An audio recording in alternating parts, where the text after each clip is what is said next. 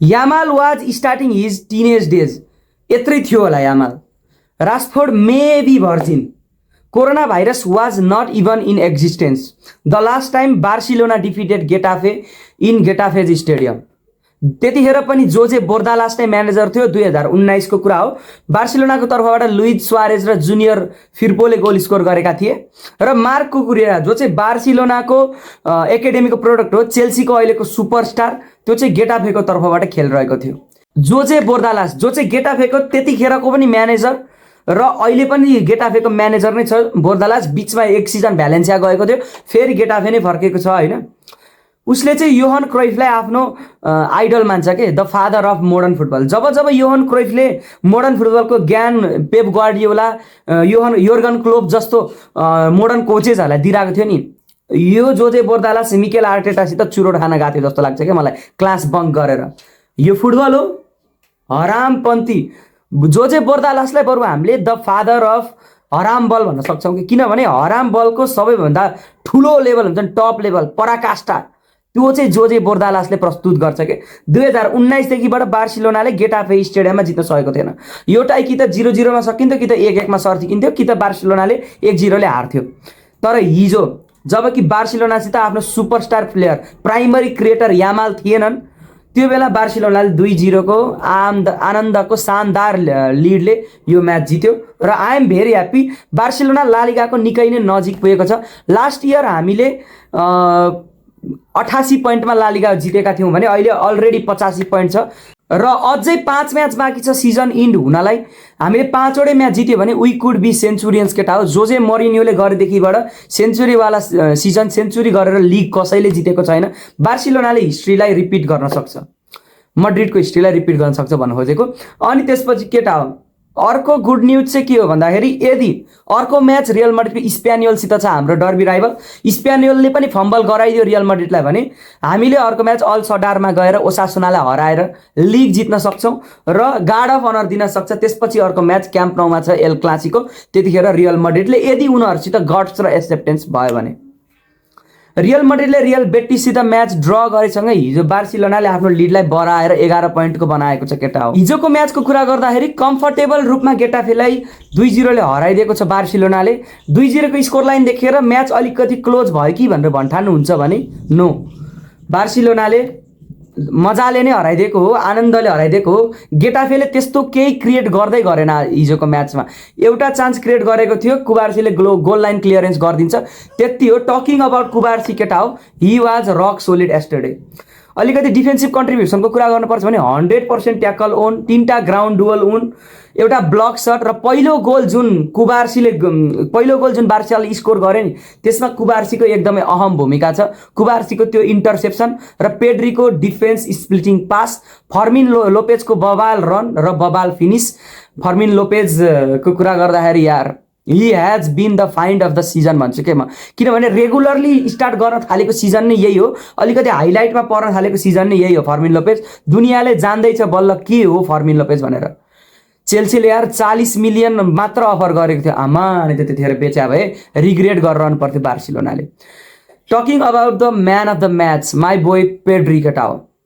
पेड्रीले हिजो पनि Getafe स्टेडियमबाट standing अवेसन पाएको छ गेटाफे फ्यान्सहरूबाट र पेड्रीको लागि यो नर्मल भइसक्यो केटा हो। जहाँ जहाँ जान्छ त्यहाँ स्ट्यान्डिङ अवेसन पाउँछ हैन। एथलेटिको मड्रिडवाला म्याचमा स्टिङ्कर ड्रप गरेपछि पेड्री वाज हेभिली क्रिटिसाइज हैन, इभन मैले पनि क्रिटिसाइज गरेको थिएँ।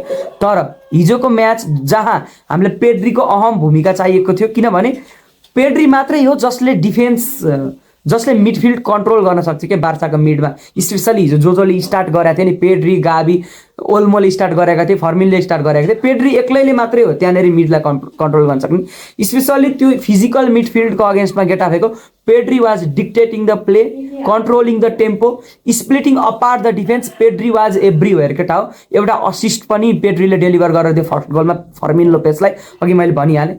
सेकेन्ड गोल कसरी आयो भन्दाखेरि गेटाफेको कर्नर थियो केटा हो, बार्साले क्लियर गर्छ, लेभान्डोस्की भेटा बल पुग्छ, लेभान्डोस्कीले एकदमै काम कम्पोज भएर रासफोर्डलाई बल रिलिज गरिदिन्छ। रासफोर्डको पेस, रासफोर्डको काम फिनिस केटा हो। यस्तो सिचुएसनमा रासफोर्डले हगिरहेको देखेकै छ हामीले, धेरै 1v1 मिस गरेको देखेको छौँ। तर हिजोको म्याचमा रासफोर्डले राम्रो फिनिस गर्यो। त्यो पिङ्क कलरको जर्सी लगाएको बेला रासफोर्डले राम्रो खेल्छ केटा हो, एउटा लक फ्याक्टर पनि हो।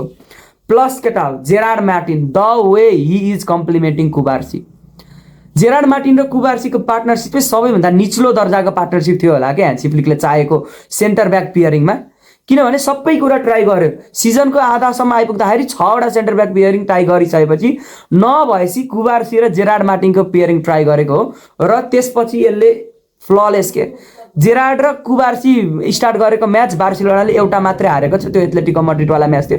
त्यसमा पनि रेड कार्ड खाएको कारणले हो, न त हारिन्थेन हामीले। I am 100% sure. हिजो रुनी बर्दागीले स्टार्ट गरेको थियो राइट विङमा, लमिन यामाल इन्जर्ड भएको कारणले होइन, र मान्छेहरूले धेरै एक्सपेक्ट गर्छन् कि त्यो विङमा, किनभने he is feeling the shoes of one of the best players in the world, lamin Yamal. यही कारणले गर्दाखेरि धेरै एक्सपेक्ट गर्छन् र एक्सपेक्टेसन मिट नहुँदाखेरि डिसअपोइन्टमेन्ट आउँछ। रुनी बर्दागीले हिजो हाम्रो एक्सपेक्टेसन मिट गरेन होइन, स्टिल अ यङ्स्टर होइन, सबैजना लमिन जस्तो नेचुरल ट्यालेन्ट हुँदैन। रुनी बर्दागीको गेममा एउटा लिमिटेसन के छ भन्दाखेरि अलिकति टेकन्सलाई हिचकिचाउँछ, टु मच ब्याक पासेस होइन, तर उसको क्रसिङहरू पासिङहरू जुन चान्सेस उसले क्रिएट गर्छ त्यो राम्रो हुन्छ है।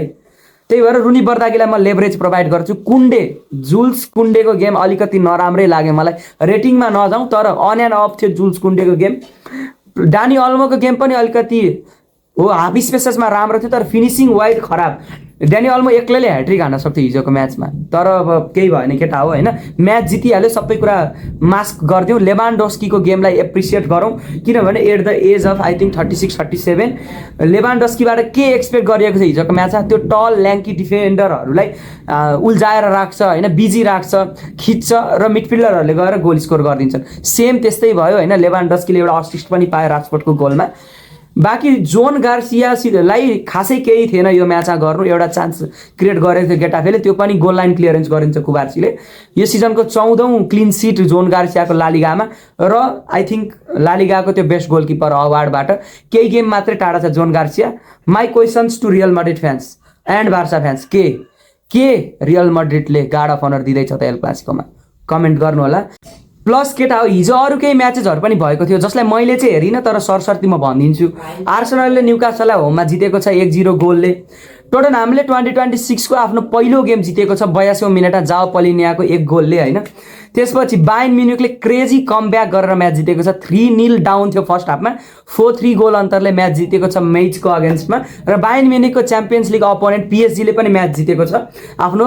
र केटा प्रिमियर लिगमा चाहिँ होइन क्रिस्टल प्यालेसले लिभरपुललाई सताइराखेको हुन्थ्यो क्या, बोजो टिम नै होइन, तर योपालि लिभरपुलले हराइदिएको छ एन्फिल्डमा क्रिस्टल प्यालेसलाई 3-1 गोल अन्तरले।